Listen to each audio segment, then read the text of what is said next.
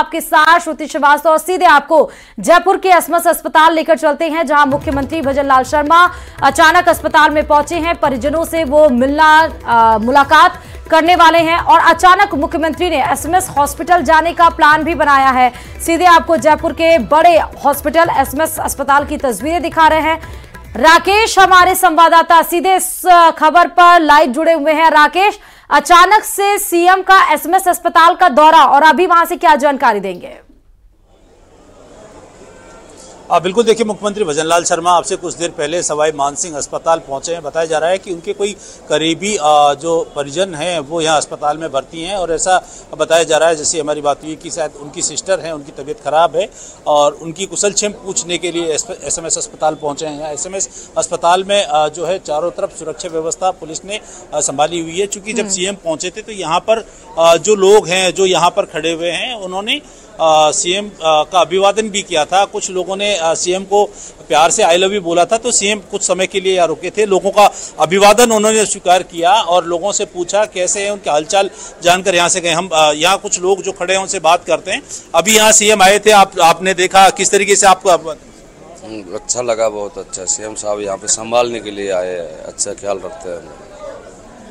बिल्कुल, यहाँ पर जो लोग हैं, चूंकि जब सीएम रुके, सीएम ने उनका हालचाल पूछा, उनसे जानने की कोशिश की, क्योंकि जब लोगों की भीड़ में से जब कुछ आवाजें आई थी, जब लोग आई लव यू बोल रहे थे, तो शायद वो आम आदमी की समस्या को सुनने का प्रयास कर रहे थे। और संभवतः ऐसा पहली बार है जब सीएम एक जनता से जुड़ा हुआ सीएम जो है लोगों के बीच लोगों से ये पूछता हो कि उनकी कोई आवाज आई है, राकेश, तो उस आवाज को सुनने की गंभीरता भी उन्होंने यहाँ अस्पताल में दिखाई। राकेश, दो चीजें क्लियर करिए, अभी आप कहां पर हैं? अभी आप एसएमएस हॉस्पिटल के बाहर हैं या अभी आप कहां पे हैं? दूसरा ये कि क्या किसी परिजन की एडमिट है जिनको हालातों के बारे में पूछने के लिए मुख्यमंत्री पहुंचे हैं, या एसएमएस हॉस्पिटल का जायजा लेने के लिए, जिस तरह से फीडबैक्स वहां से निकल कर आते रहे हैं, वो देखने के लिए मुख्यमंत्री वहां पर आ रहे हैं? अचानक उनका दौरा बना है आने का।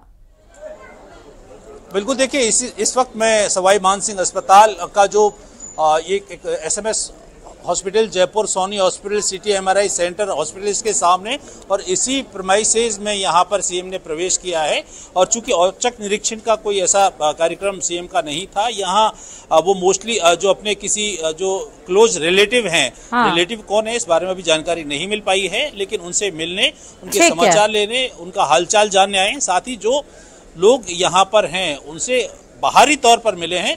व्यवस्थाओं की देखरेख की जानकारी अभी तक सामने नहीं आई है। सीएम सीधे जो सोनी हॉस्पिटल परिसर उसके अंदर एंटर कर गए। जी, बहुत बहुत शुक्रिया राकेश तमाम जानकारी देने के लिए। और अब बात राजसमंद के रेल मगरा से बड़ी खबर की, जहां हिंदुस्तान जिंक की एसके माइंस में एक बड़ा हादसा हुआ है, जहां पर दो श्रमिकों की मौत भी हुई है उस हादसे में। दरअसल माइंस में खनन करते वक्त मशीन पर मलबा गिर गया और यह बताया जा रहा है कि जो खनन था वो जमीन के 3 से 4 फीट अंदर हो रहा था। मशीन पर 2 श्रमिक सवार थे जो समय वो जमीन के अंदर खनन का काम कर रहे थे और अचानक से उस मशीन के ऊपर मलबा गिरा, जिसकी वजह से मशीन अनकंट्रोल हुई और उसने अपना आपा खोकर सीधे वो जाकर खाई में गिर गई, जिस वजह से 2 श्रमिकों की इसमें मौत हो गई। हादसे के बाद माइंस में रेस्क्यू अभी भी जारी है, लेकिन फिलहाल अब क्योंकि समय बीत चुका है तो रेस्क्यू ऑपरेशन ये मान सकते हैं कि खत्म भी हो गया होगा। हॉस्पिटल की मोर्चरी में फिलहाल दोनों श्रमिकों के शव को रखवा दिया गया है। ग्रामीण और मजदूर जिंक गेट पर एकत्रित हो रहे हैं। ये तस्वीरें भी हम आपको सीधे वहीं से दिखा रहे हैं, राजसमंद के रेल मगरा से, जहां हिंदुस्तान जिंक की एसके माइंस में बड़ा हादसा हो गया। साथ ही वो तस्वीर भी हम आपको दिखा रहे हैं 2 श्रमिकों की जिनकी इसमें मौत भी हो गई है। और अब बात बाड़मेर के शिव से बड़ी खबर की, जहां रामदेवरा यात्रियों को स्कॉर्पियो ने कुचला है। 2 पैदल यात्रियों पर स्कॉर्पियो ने उनको कुचलकर वो फरार हो गया। सूचना पर शिव थाना पुलिस मौके पर पहुंची, स्कॉर्पियो को जब्त कर लिया है। ड्राइवर मौके से फरार है। नेशनल हाईवे 68 निम्बला गांव के पास की घटना है। शव को फिलहाल शिव हॉस्पिटल की मोर्चरी में रखवा दिया गया है। ये आपको हम तस्वीरें स्कॉर्पियो की दिखा रहे हैं। यही वो स्कॉर्पियो है जिसने पैदल चलते रामदेवरा यात्रियों को कुचल दिया, जिसमें इस सड़क हादसे में 2 यात्रियों की मौत भी हो गई है। फिलहाल शव को मोर्चरी में रखवा दिया गया है। शिव हॉस्पिटल बताया जा रहा है, जिस मोर्चे में दोनों शवों को रखवाया गया है। और जैसे ही पुलिस को सूचना लगी वैसे ही वो स्कॉर्पियो को तो जब्त कर लिया गया, लेकिन जो स्कॉर्पियो चला रहा था यानी कि स्कॉर्पियो ड्राइवर चालक वो फिलहाल मौके से फरार है, जिसके लिए पुलिस ने तलाशी अभियान चला रखी है। और करौली से खबर यह है कि ट्रैक्टर ट्राली सहित चालक के बहने का मामला सामने आया है। घटनास्थल से 9 किलोमीटर दूर चालक का शव मिला है। खंडार के बहरामड़ा कला के भोपुर घाट पर शव बरामद हुआ है। बनास नदी की पुलिया पार करते समय ये हादसा हुआ। नदी के बहाव में ट्रैक्टर ट्राली जो कि बजरी से भरी हुई थी अपने साथ नदी उसको बहा ले गई, जिसमें जो चालक था वो भी बह गया। नदी के 9 किलोमीटर दूर पर शव बरामद किया गया है जब रेस्क्यू ऑपरेशन चलाया गया। ये आपको हम तस्वीरें दिखा रहे हैं जब एसडीआरएफ की तरफ से रेस्क्यू ऑपरेशन चलाया गया था। बनास नदी के पास ये घटना हुई है, जिसको पार करते समय बजरी से भरा ट्रैक्टर ट्राली बह गया और 9 किलोमीटर दूर जो ट्रैक्टर ट्राली का चालक था उसका शव बरामद किया गया है। तेज बहाव की चपेट में बजरी से भरी ट्रैक्टर ट्राली आई और उसको संचालित करने वाला जो ड्राइवर था वो भी इस तेज बहाव में बह गया। फिलहाल आपको बता रहे हैं कि शव जब पूरा रेस्क्यू ऑपरेशन चलाया गया तो 9 किलोमीटर दूर घटनास्थल से प्राप्त हुआ है शव। खंडार के बहरामड़ा कला के भोपुर घाट पर शव बरामद किया गया है।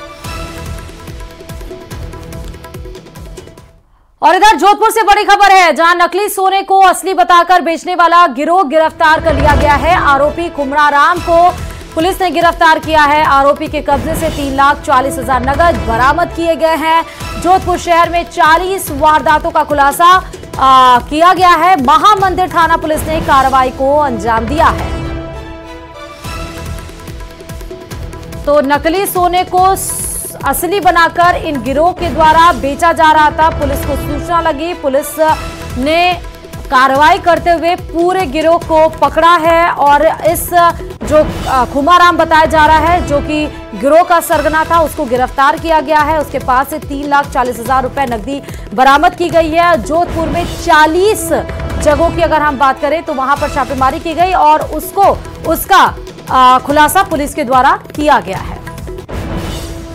और अब बात सिरोही से बड़ी खबर की, जहां मुख्यालय के पंचायत समिति से यह खबर है 70 लाख के घोटाले के बाद भी सचिव से रिकवरी नहीं की गई। जावाल ग्राम पंचायत से नगर पालिका बनने के बाद फर्जी तरीके से सचिव ने 70 लाख का भुगतान उठाया। तत्कालीन सीईओ ने बीडीओ को यानी कि ब्लॉक डेवलपमेंट अथॉरिटी को ऑफिसर को सचिव से रिकवरी के आदेश के बाद भी रिकवरी नहीं की। जांच के नाम पर 4 करोड़ का जावाल ग्राम पंचायत में घोटाला हुआ था। जांच में सचिव के दोषी साबित होने के बाद भी कोई कार्रवाई नहीं हुई। तो आप देख सकते हैं कि सिरोही से बड़ी खबर, करोड़ों का घोटाला होने के बाद भी, सब कुछ सामने आने के बाद भी सचिव से कोई रिकवरी नहीं हुई। 70 लाख घोटाले की, करोड़ों का जहां पर घोटालेबाजी हुई, जहां धांधलेबाजी की गई, सब कुछ आने के बाद भी, कार्रवाई होने के बाद भी सचिव से कोई भी रिकवरी की कोई भी कार्रवाई नहीं की गई। सचिव इस खबर पर हमारे संवाददाता प्रतीक जुड़े हुए हैं। प्रतीक, मुख्यालय की पंचायत समिति से यह खबर है और जहां करोड़ों रुपए का घोटाला हुआ लेकिन रिस्पॉन्सिबिलिटी अकाउंटेबिलिटी सचिव की कुछ भी नहीं, क्यों ऐसा? जी बिल्कुल, देखा जाए तो ये मामला जो है 4 करोड़ से ज्यादा का है। जब नगर ग्राम पंचायत से जब नगर पालिका में ये इसका जो सम्मिलित हुई थी उसमें जब एसएसओ आईडी को जो चालू रखा गया था और सरकारी आदेश के बाद भी उस एसएसओ आईडी को बंद नहीं किया गया और उस एसएसओ आईडी से जो है 70 लाख से अधिक का जो भुगतान फर्जी तरीके से उठाया गया। इसकी जब इसका आरटीआई में जब खुलासा हुआ तो इसको लेकर तत्कालीन सीईओ ने जो बीडीओ को 3 दिन के अंदर उसका जो आय व्यय का जो है ब्यौरा लेने के लिए जो है और रिकवरी करने के जो है आदेश दिए थे। लेकिन पिछले 13 जुलाई के बाद में ना तो बीडीओ ने इसको लेकर कोई गंभीरता बरती, ना उस अधिकारियों ने, और इस लेटर को जो है दबा दिया गया और सचिव जो है ये पूरे भुगतान को जो है इसको उठाकर जो है बड़ा भ्रष्टाचार जो है इसमें उजागर हुआ था। लेकिन सचिव पर कोई किसी तरह की कोई कार्रवाई नहीं की गई और सिर्फ जांच में दोषी पाए जाने के बाद भी सिर्फ खानापूर्ति करने के लिए जो है लेटर पत्र व्यवहार जो किया जा रहा है और दोषी आज भी जो है वहाँ सरकारी दस्तावेज जो उनको जो है छुपाने के भी जो है संदिग्ध आरोप जो है उस पर लगे थे। मामला जो है उच्च अधिकारियों के संज्ञान में आया, पीएमओ से भी इसकी जांच की गई, लेकिन जो है इसके दस्तावेज जो है सचिव ने अपने उच्च अधिकारियों को नहीं दिए गए। ठीक है प्रतीक, बहुत बहुत शुक्रिया तमाम जानकारी देने के लिए इस खबर पर। तो 4 करोड़ का जहां ग्राम पंचायत में घोटाला हुआ, उसके बाद भी सचिव की कोई रिस्पॉन्सिबिलिटी नहीं बनती है और ना ही उसके ऊपर कोई भी कार्रवाई की गई है। वैसे तो लोकसभा चुनाव के बाद से ही कांग्रेस ने राजस्थान में विधानसभा उपचुनाव को लेकर अपनी तैयारियां तेज कर दी थी, लेकिन सीटवार मंथन के बाद पार्टी न केवल उम्मीदवार फाइनल करने बल्कि इस चुनाव के जरिए एक बड़ा मैसेज देने की तैयारी कर रही है। क्या वो मैसेज देने की तैयारी कर रही है, आपको इस रिपोर्ट में दिखाते हैं।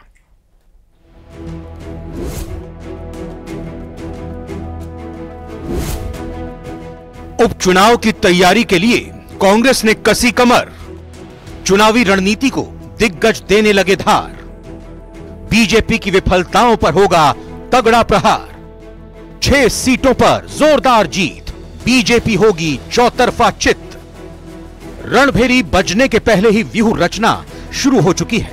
विधानसभा उपचुनाव की तैयारियों में जुटी कांग्रेस ने वॉर रूम में रणनीति बनाने और उसे जमीन पर अमल में लाने की तैयारी शुरू कर दी है। तस्वीरें राजधानी जयपुर की है। मंगलवार को देवली उनियारा खींवसर पर मंथन हुआ। बुधवार को झुंझुनू और दौसा में जीत की रणनीति पर चर्चा हुई। इस बार उपचुनाव में कांग्रेस कई नए एक्सपेरिमेंट करने वाली है। उपचुनाव के लिए कांग्रेस ने खास 5 लोगों की कमेटी बनाई है। उम्मीदवारों को आलाकमान की खास टास्क पूरी करनी होगी। इसमें बीजेपी की विफलताओं को जनता तक पहुंचाने के टास्क दिए जाएंगे कि जनता के बीच जाएंगे और जो बीजेपी गवर्नमेंट है राजस्थान की और केंद्र सरकार की, इनकी विफलताएं उजागर करेंगे। जो वादे किए और नहीं निभाए, जो गलत तथ्य प्रस्तुत किए, वो सब चीज़ें हम लेकर के जाएंगे और हम क्या विजन रखते हैं आगे के लिए वो जनता के बीच जाएगा। सीधे ग्रास रूट वर्कर से यहाँ जो है उसको मोबिलाइज करके जनता के बीच, जनता से सीधा संवाद हो, इसकी कवायद चल रही है। बुधवार की बैठक में झुंझुनू और दौसा विधानसभा सीट को लेकर मंथन किया गया, जिसमें झुंझुनू से सांसद बने ब्रिजेंद्र ओला और दौसा से सांसद बने मुरारीलाल मीणा मौजूद रहे। इस दौरान स्थानीय पदाधिकारी और एक्टिव कार्यकर्ता समेत संभावित उम्मीदवार भी बैठक में शामिल हुए।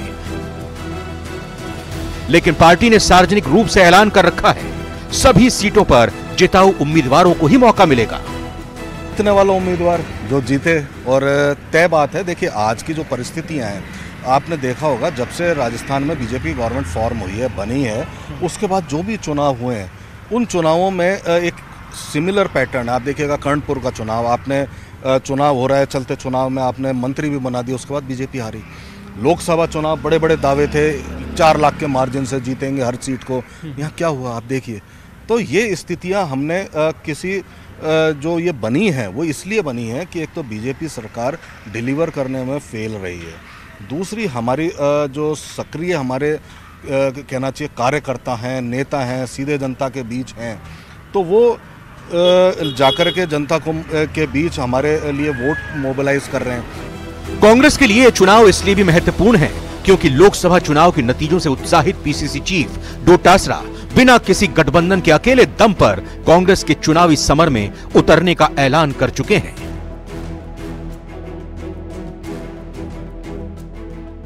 यहाँ पर पहले दिन 2 विधानसभा सीटों के लिए हुआ, आज 2 के लिए हुआ, कल 2 और के लिए होगा। और ये एक जो विज़न है कांग्रेस का इस बार उपचुनाव के लिए कि संगठन की मजबूती पे ध्यान दिया जाए, ग्रास रूट लेवल पर सभी को एकजुट किया जाए और नतीजे जो होंगे वो तो दावे सबके अपने अपने रहेंगे, लेकिन कांग्रेस में जिताऊ उम्मीदवार पर दाव खेला जाएगा। कैमरा पर्सन अविनाश के साथ में अरबाज अहमद, न्यूज़ 18 के लिए जयपुर से।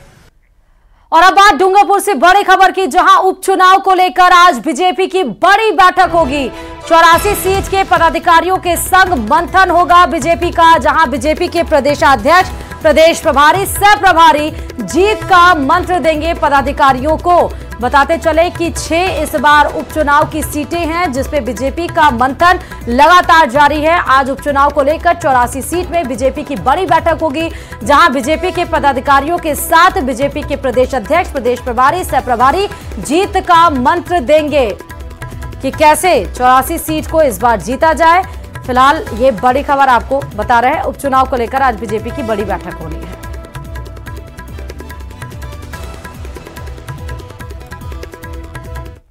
और इधर विधानसभा उपचुनाव वाली सभी 6 सीटों पर बीजेपी ने जीत की रणनीति बनानी शुरू कर दी है। सभी सीटों पर संगठन और सरकार के बीच तालमेल के साथ ही पदाधिकारियों से लेकर कार्यकर्ताओं के कैडर को एकजुट करने के लिए प्रदेशाध्यक्ष संबंधित विधानसभा के प्रभारियों के साथ बैठक कर रहे हैं।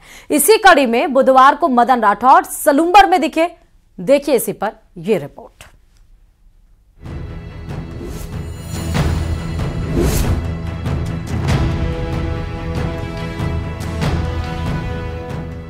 मिशन उपचुनाव में जुटी बीजेपी। अब की बार जीत जोरदार, नहीं चलेगा कांग्रेस का दुष्प्रचार। पर काले झंडे दिखाए शायद है। अरे ये देखिए उनकी हताशा है। ये इस प्रकार का कृत्य करना मैं सोचता हूँ कि निंदनीय कृत्य है। कोई चवन्ना टाइप का व्यवहार है ये। बीजेपी प्रदेश अध्यक्ष भले ही चुनाव के ऐलान के बाद चुनावी समर में जुटने की बात कह रहे, लेकिन लहजा बता रहा है कि बीजेपी कांग्रेस को घेरने में कोई कोर कसर नहीं छोड़ने जा रही। लोकसभा चुनाव में पार्टी के खराब प्रदर्शन के लिए मदन राठौर कांग्रेस के दुष्प्रचार को जिम्मेदार ठहरा रहे हैं। ये समाज को तोड़ने का उन्होंने षड्यंत्र किया। इसके साथ ही उन्होंने 2-3 ऐसे भ्रम पैदा किए कि तो संविधान को तोड़ देंगे, आरक्षण को समाप्त कर देंगे, लेकिन ये भ्रम मिट चुके हैं। हमारी दिल्ली में भी नरेंद्र भाई मोदी जी के नेतृत्व में सरकार बनी, राजस्थान में भजन लाल जी के नेतृत्व में डबल इंजन की सरकार बन गई। हमने किसी संविधान को छेड़ा नहीं। चुनावी रणनीति को धार देने के लिए बीजेपी के राष्ट्रीय महासचिव और प्रदेश प्रभारी राधा मोहन दास अग्रवाल ने राहुल गांधी पर बड़ा हमला बोला। राधा मोहन दास ने राहुल पर देश तोड़ने वाली विचारधारा के साथ समझौते का आरोप लगाया। कांग्रेस के नेता राहुल गांधी ने देश को तोड़ने का सपना लेकर काम कर रहे नेशनल कॉन्फ्रेंस, जिसने अभी अपना घोषणा पत्र जाहिर किया है। घोषणा पत्र में फारूक अब्दुल्ला ने घोषित किया है कि हम शासन में आएंगे तो धारा 370 और 35A बहाल कर देंगे। 2 प्रधान 2 निशान 2 विधान का संविधान फिर लागू कर देंगे। आदिवासी अंचल में बीजेपी की स्थिति कमजोर होने के सवाल पर राधा मोहन दास अग्रवाल ने बड़े संकेत दिए। अग्रवाल ने भारतीय आदिवासी पार्टी के राजकुमार रोत को सांकेतिक रूप में आदिवासियों के हित के लिए साथ मिलकर काम करने का निमंत्रण दे दिया। देखिए, राजकुमार राउत जी एक नौजवान हैं। राजकुमार राउत जी ने पहले वो ट्राइबल पार्टी में थे, फिर उन्होंने अलग होकर के आदिवासी पार्टी बनाई है और एक नौजवान की तरह कोशिश कर रहे हैं कि वो भील समाज के बीच में कोई जागरूकता पैदा करें। धीमे धीमे उनके समझ में आ जाएगा कि जो कुछ काम वो करना चाहते हैं कांग्रेस की गोद में बैठ करके नहीं होने वाला है। आपको बताते चलें कि बुधवार को सलूम्बर जिला मुख्यालय पर बीजेपी ने एक महत्वपूर्ण बैठक का आयोजन किया, जिसमें प्रदेश प्रभारी राधा मोहन दास अग्रवाल, सह प्रभारी विजय राहटकर, प्रदेश अध्यक्ष मदन राठौर सहित कई वरिष्ठ नेता मौजूद रहे। बैठक में पार्टी नेताओं ने कार्यकर्ताओं को एकजुट होकर चुनावी तैयारी में जुटने का आह्वान किया। साथ ही दावेदारों को लेकर कार्यकर्ताओं की नब्ज टटोली। न्यूज़ 18 राजस्थान के लिए उदयपुर से कपिल श्रीमाली की रिपोर्ट।